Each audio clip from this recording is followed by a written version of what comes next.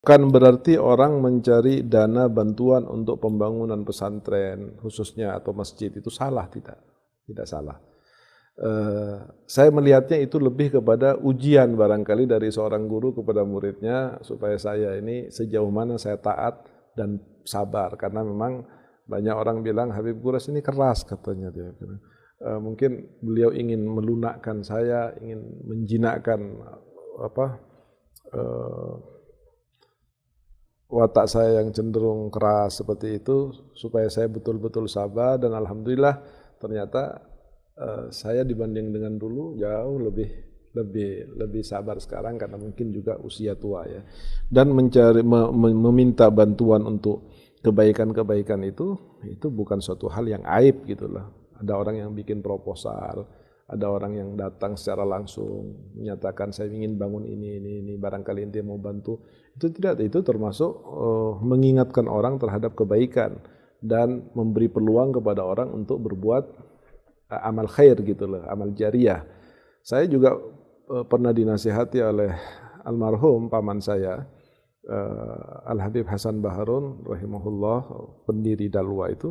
Pada saat itu saya diajak oleh beliau untuk menemani ke tempat satu orang kaya dalam rangka menyampaikan program pembangunan yang akan dilakukan oleh pesantren. Saya ikut bersama Habib Hasan, waktu itu naik bajai di Jakarta.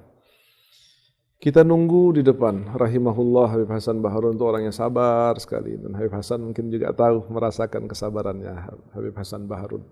Beliau nunggu di depan, saya sudah nggak betah. Masa paman saya seorang ulama diginikan sama orang kaya, dalam hati saya, pikiran saya waktu itu seperti itu. Setelah lama nunggu kira-kira hampir 2 jam setengah 3 jam, diperintahkan masuk. Begitu masuk, beliau membawa satu catatan yang terkait dengan pembangunan pesantren. Lalu sebelum itu disodorkan, tiba-tiba orang ini marah. Dia bilang, ente, ya Ustadz, kalau nggak punya uang, jangan repot-repot cari bantuan sana sini. Ngapain ente? Ente menghinakan diri ente sendiri. Dan ente sekarang datang ke sini ini.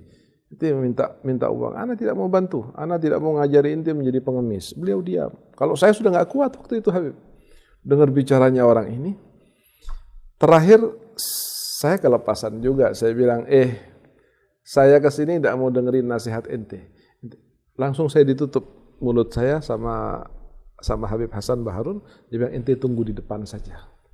Biar saya lihatin, dia ngeluarkan uang waktu itu 20.000 gambar cendrawasih waktu baru keluar. Dia bilang, ini Ustadz, saya mau bantu ente ganti ongkos ke sini, bukan buat pondok. Nih saya kasih 20.000. Diterima sama Habib Hasan. Jazakumullah khair, dimasukkan kantongnya. Terima kasih banyak. Keluar, pamit keluar, kita naik bajai lagi. Di bajai saya tidak bisa terima itu waktu itu, karena saya muda waktu itu, masih umur belasan.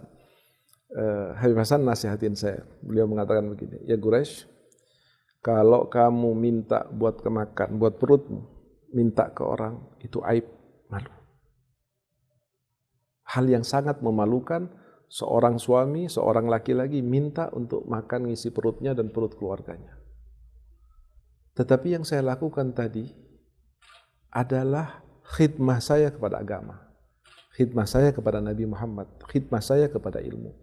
Biarkan orang mau menilai saya apa, toh kalau dia ikhlas yaumul qiyamah, yang akan mengucapkan terima kasih bukan saya, tapi dia yang membantu itu akan mengucapkan mungkin dengan tangisan, mengatakan jazakumullah khair ya Ustadz Hasan, ente waktu itu mau terima bantuan saya, ente jadikan pesantren, ente buat masjid, ente buat kelas. Berapa ratus orang yang sudah keluar menjadi ulama, menjadi orang ngerti, menjadi orang sadar dari hanya sekedar 10, 50, 100 sak semen yang saya bantukan.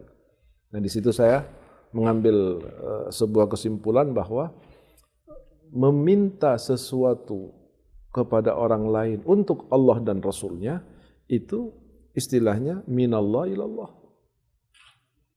Yang nggak boleh, yang aib itu kalau kita minta sesuatu untuk kita. Saya minta uang buat apa? Saya mau ganti mobil. Nah, itu aib.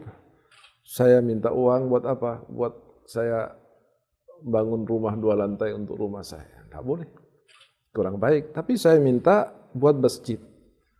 Itu suatu hal yang wajar. Karena siapa lagi kan nggak mungkin kita akan minta atau berharap dari non Muslim untuk membangunkan masjid, untuk membangun pesantren. Hal-hal yang seperti itu yang saya sebutkan tadi itu lebih kepada pelajaran dan ujian dari guru saya terhadap saya untuk saya bisa lebih bersabar dan entah apalagi tujuannya beliau sampai membatasi saya seperti itu. Tapi hal baiknya adalah bahwa pengasuh-pengasuh pesantren memang sebaiknya lebih berhati-hati karena kalimat yang beliau katakan salah satu dari sekian banyak sebab tidak barokah dan manfaatnya ilmu disebabkan karena sarana-sarana yang berdiri itu terbangun dengan dana-dana yang syubhat apalagi dana yang haram.